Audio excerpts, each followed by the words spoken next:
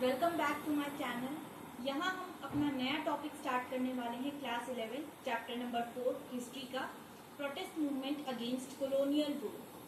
तो इस चैप्टर के कंटेंट्स देख लेते हैं। सबसे पहले हम पढ़ेंगे इंडिगो अपराइजिंग के बारे में, फिर आएंगे डेक्कन राइट्स के बारे में एंड लास्टली मुंडा अपराइजिंग हमारा टॉपिक होगा। तो सबसे पहले पढ़ते हैं इंडिगो अपराइजिंग के बारे में। तो जैसा कि मैंने चैप्टर 2 में डिस्कस किया था कि इंडस्ट्रियल रेवोल्यूशन की वजह से इंडिया की ट्रेडिशनल इंडस्ट्रीज को बहुत ज़्यादा नुकसान पहुंचा था। ट्रेडिशनल इंडस्ट्रीज काफ़ी ज़्यादा नुकसान में गई थी क्योंकि इंडस्ट्रियल रेवोल्यूशन की वजह से नई मशीन्स आने की वजह से ट्रेडिशनल काम को ज़्यादा प्रेफर नहीं किया जा रहा था। तो इंडिगो प्लांट काफ़ी ज़्यादा इसमें इम्पोर्टेंस का हो गया क्योंकि इंडिया को as a storehouse, raw materials के लिए एज अ स्टोर हाउस की तरह यूज़ किया जा रहा था। तो जो इंडिगो प्लांट्स थे, इंडियन इंडिगो की काफ़ी ज़्यादा डिमांड बढ़ गई फॉर डाई का यूज़ करने के लिए, कॉटन फैब्रिक्स को कलर करने के लिए एज अ डाई यूज़ करना चाहते थे इंडिगो प्लांट्स को। तो जो रिटायर्ड आर्मी ऑफिसर्स थे उन्होंने ये ज़मीन खरीदी as per new government act. उन्हें ज़मीन मिल रही थी, लैंड मिल रही थी, तो वो ज़मींदार बन गए जहाँ पर वो इंडिगो ग्रो करवाते थे। पर ये प्रॉब्लम बन गई उन पेजेंट्स के लिए जिनको कि खाना मिलता था अपनी लैंड पर ग्रो करने से, जिन्हें खाना मिलता था, जिनकी फैमिलीज खाना खा पाती थी। पैडी और वीट को ग्रो नहीं कर सकते थे। एक बार इंडिगो अगर ग्रो कर दिया किसी भी एरिया में तो दोबारा कोई और प्लांट उस पे वहाँ पर ग्रो नहीं किया जा सकता था। तो पैडी, वीट, धान या गेहूँ या राइस ये सब ग्रो नहीं की जा सकती थी। जो भी एडिबल खाने लायक जो क्रॉप्स थी जिनसे खाना बनता था वो नहीं ग्रो की जा सकती थी। तो इसलिए पेजेंट्स को काफ़ी ज़्यादा प्रॉब्लम हुई। उनके घर ही फूडलेस हो गए थे। घर पे कई बार उनको खाना भी नहीं रहता था, खाने को भी कुछ नहीं रहता था। तो सेकेंड प्रॉब्लम ये थी कि ये जो प्लांटर्स थे काफ़ी डिसऑनेस्ट थे, जो कि रॉन्ग मेजरमेंट यूज़ करते थे लैंड्स का। जैसे अगर 1/2 बीघा लैंड है तो उसे 2.5 बीघा अगर लैंड है तो उसे 1 बीघा लैंड बता करके उस पर इंडिगो ग्रो करवाते थे। फोर्सफुली पेजेंट से कॉन्ट्रैक्ट साइन करा लिया और जो कोई भी पेजेंट अगर उनकी बात नहीं मानता था, इंडिगो ग्रो करने के लिए एग्री नहीं होता था, उन्हें टॉर्चर किया जाता था काफ़ी ज़्यादा। उनके घर पे अटैक करके घर की जो वुमेन थी उन्हें भी डिसऑनर किया जाता था। और लोकल ऑफिशियल्स ने कुछ नहीं किया, इसमें कुछ भी इस पे इंटरफेयर नहीं किया। और कोर्ट्स जो थे, जो लोकल कोर्ट्स के नेटिव जजेस थे, उन्हें राइट ही नहीं था, उनके पास ये राइट नहीं था कि वो एक यूरोपियन को ट्राई कर सकें अपने कोर्ट में। तो ये भी एक प्रॉब्लम बन गई। फिर पेजेंट्स ने एक मास पिटीशन फाइल करी जिसे इग्नोर कर दिया गया। फिर दिगंबर और विष्णुचरण विश्वास जैसे लोकल जमींदार बन गए पेजेंट्स के लीडर्स और उन्होंने ऑर्डर किया बॉयकॉट करने को इंडिगो प्लांट्स को।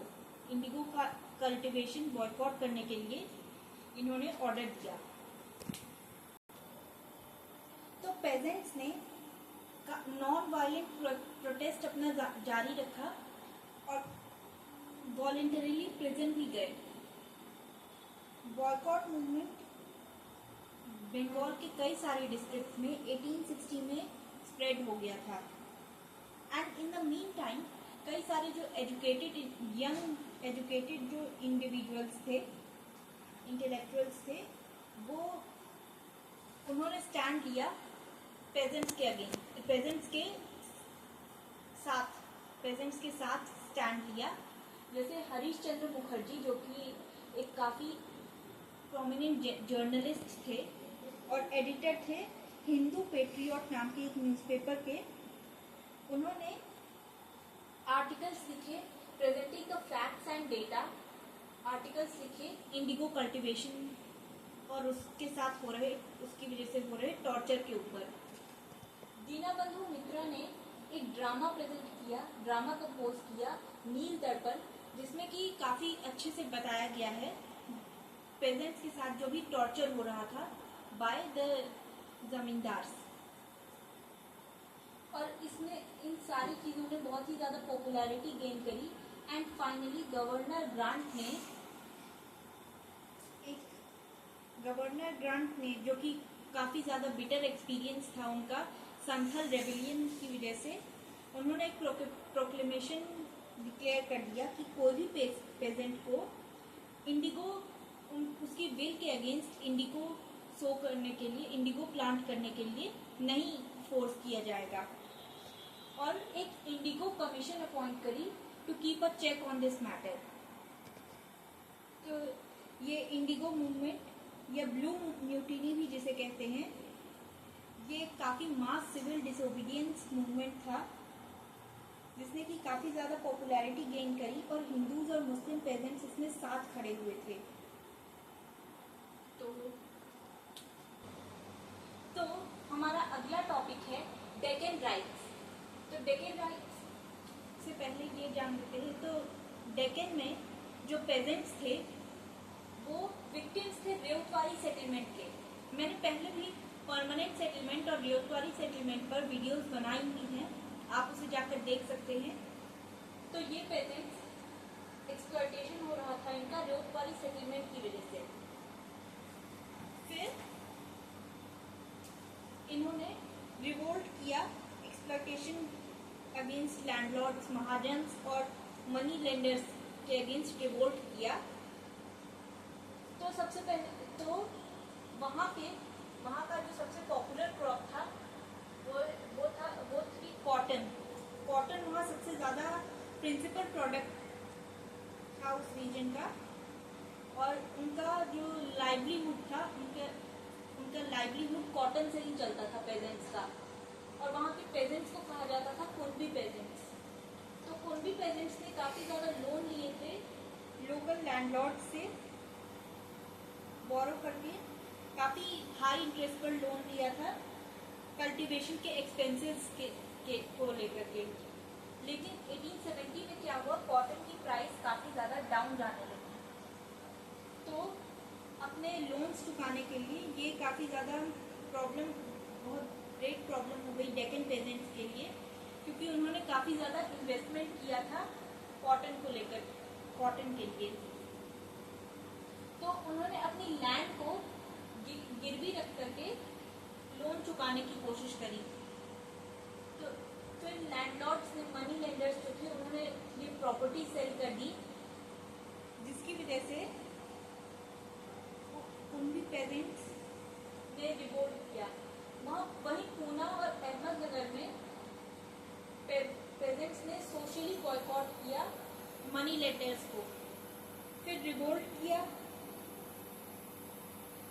और उसके बाद मनी लेंडर्स के घरों पे अटैक किया, घर को जला दिया और डेट रिकॉर्ड्स को भी डिस्ट्रॉय कर दिया। इसके बाद अथॉरिटी ने डेक्कन लैंड एक्ट पास किया। डेक्कन लैंड एक्ट पास किया। पहले मैं आपको ये बता दूं कि इनके जो लीडर थे कुनबी पेजेंट्स के लीडर का नाम था केंगलिया को अरेस्ट कर लिया गया, जिसके बाद अथॉरिटी ने ये डेक्कन लैंड एक्ट पास किया। और इस एक्ट में मॉर्टगेज पर दिए जाने वाले लोन पर रिस्ट्रिक्शन लगाया गया। प्रॉपर्टी को मॉर्टगेज करके जो लोन दिए जाते हैं उस पर रिस्ट्रिक्शन लगाया, प्लस कॉन्ट्रैक्ट और मॉर्टगेज, कोई भी कॉन्ट्रैक्ट या कोई भी मॉर्टगेज किया जाए तो उसकी इंफॉर्मेशन गवर्नमेंट ऑफिस में दी जानी चाहिए। ये एक लॉ पास करा। बॉम्बे के प्रोविंस में रामोसी ट्राइबल पेजेंट्स ने रिवोल्ट किया था जमींदार और महाजन्स के खिलाफ, लेकिन ब्रिटिश आर्मी ने उस रिवोल्ट को सप्रेस कर दिया था। 1870 से 1880 के बीच आंध्र प्रदेश में भी कोया रेबेलियन हुआ, जहां पर कि ट्राइबल्स ने रिवोल्ट किया और उसके मेन लीडर थे Toma Dora. So that's it for today's video. I hope you like this. So next topic होगा हमारा Munda uprising. So see you in the next video.